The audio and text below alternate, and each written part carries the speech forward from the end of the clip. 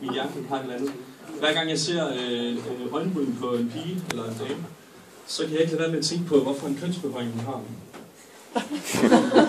Jeg tror, det er naturens måde at ligesom advare mænden på.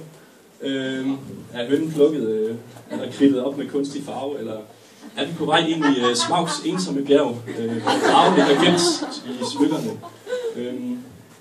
Det er også derfor, jeg har det lidt svært med kvinder med monobrow. Jeg kan jo ikke se, hvor det ene starter og hvordan det slutter. Der er simpelthen hår over det hele. Jeg har døbt det casinofisse.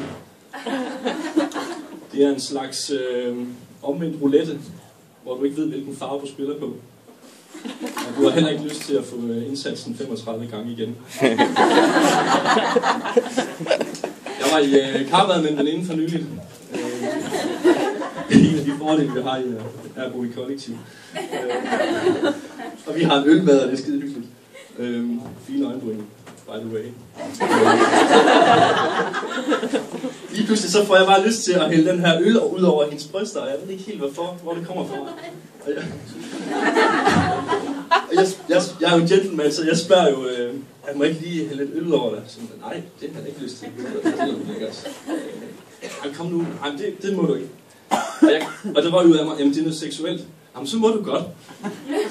Som om det var det mest naturlige i hele verden. Jeg tænkte, hvis alle kvinder var sådan.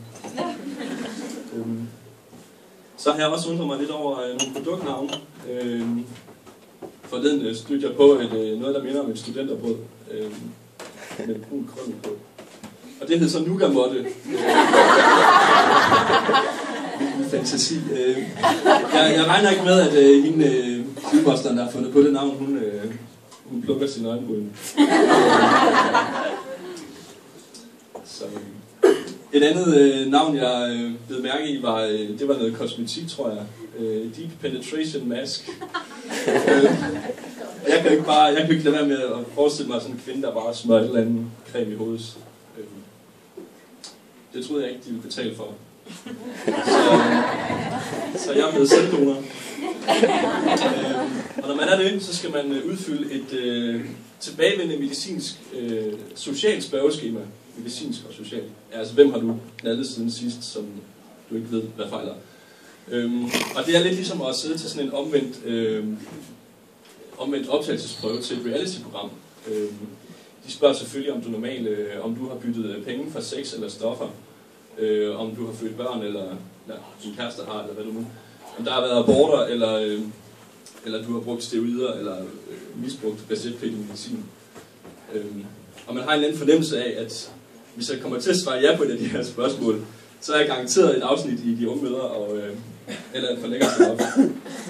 Men et andet underligt spørgsmål, de har, det er, har du haft sex med en person, der inden for de sidste 12 måneder har været i fængsel i over 72 timer? Det er mange tal.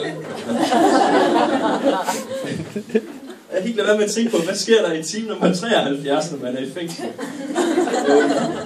Er det sådan noget med, at de andre fanger, de lige sætter den nye an og siger, vi giver ham lige 3 dage, så skal han nok på. Og så må man heller ikke være homoseksuel, har jeg fundet ud af. Fordi de spørger så, om man har haft sex med en anden mand. Og den står sådan i samme afdeling som alle de farlige ting. Så det er helt skræmt, nej, hvad er der nu galt i det? Men andet spørgsmål efter det er så endnu et spørgsmål, om man har haft sex med en mand, der har haft sex med en anden mand. Og så bliver jeg lidt forvirret, fordi jeg har jo lige svaret. Men jeg tror, det er fordi, at de har lavet et smuthul i det her spørgeskema. Så der er, hvis man er lidt smart, så kan det godt lade sig gøre. Jeg forestiller mig følgende samtale nede på klinikken. Jamen, nu har du haft sex med en anden mand, så kan du ikke være sæddonor længere. Nå jo, det er fordi, jeg har kun sex med mænd, der ikke har sex med andre mænd. Det lyder en lille smule afsporet. Jamen, det er noget seksuelt. Jamen, så er det okay. Tak for i aften.